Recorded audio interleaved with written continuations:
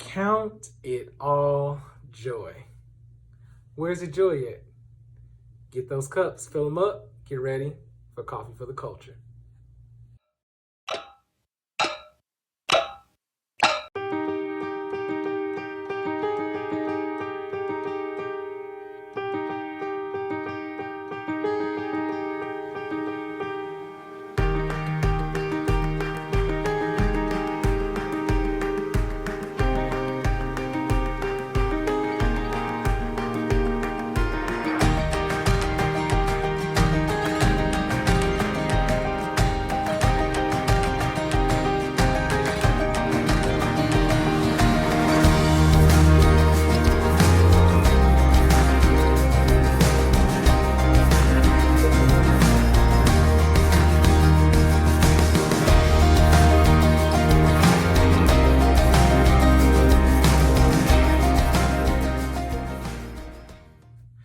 What's up, everybody? It's your boy Sean John over here in the Storytime Ministry studio. Really, it's just the wall where my future daughter's nursery is. But I'm just speaking it into existence. You know, soon enough we will have an official studio to work out of. So, as I was saying, count it all joy. You know, James 1, starting at verse 2 says, "Count it all joy, my brothers, when you meet trials of various kinds, for you know that the testing of your faith produces steadfastness, and let steadfastness have its full effect, that you may be perfect and complete, lacking in nothing." You know, I'm going through a trial right now. And there are other people that are in this fight with me, in the part of this trial that I am going through. But I have to come back to this verse in James where it says, "Count it all joy." You know, I think sometimes we think about happiness and joy and realize that in a part of my life right now, you know, it is not a happy state, but I remain joyful because my joy is connected to my relationship with God. My joy is connected to my intimacy with the Christ. And so when I'm going through the trial, I have to remember that I need to armor up. I need to get equipped.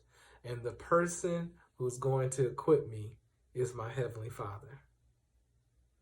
So it says, when you meet those trials of various kinds, and you need to know that the testing of your faith produces steadfastness. Basically, can you remain in the fight? But can you also understand what the fight is actually looking like? Because what I will say here, take a brief second to say here, is that some of us are in fights that we never were meant to be in to begin with, that we should have never even gone into that battlefield. But for those of us that are, you know, in the trials where we are supposed to be, where we feel like we are being judged, where we feel like we are being, you know, decisions are being made that really are stretching us, we have to remember to count it all joy, knowing that we won't. God said, "I'll never leave you nor forsake you." When Daniel was thrown in the lion's den, Daniel came out. You know, when Shadrach, Meshach, and Abednego were thrown into the fiery furnace, and they went to the guards went to go look, they were like, "I thought you only put 3 people in. I see a 4th." that was God in there, but that was, God's presence there, and they got out. And not just out, they weren't even singed, they weren't even burned. When Joseph was, betrayed by his own brothers and sold into slavery, yeah, he went to jail, but ultimately God restored him and brought him to a place of, privilege, of honor, of greatness.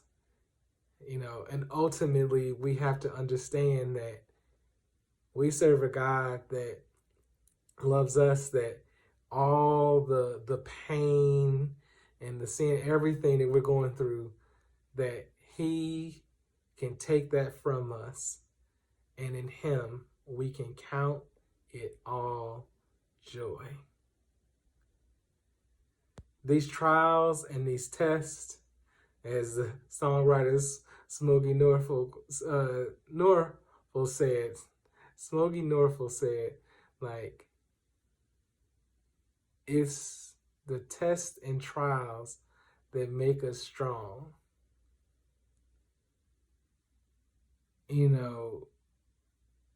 Call on the name of the Lord, knowing that he will answer. Remain steadfast. Endure the race until the end.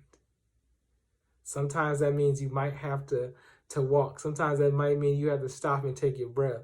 But don't quit. Don't give up.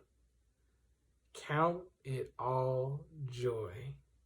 So when you meet what it is that you're going through, you can truly just sit back and say, my God,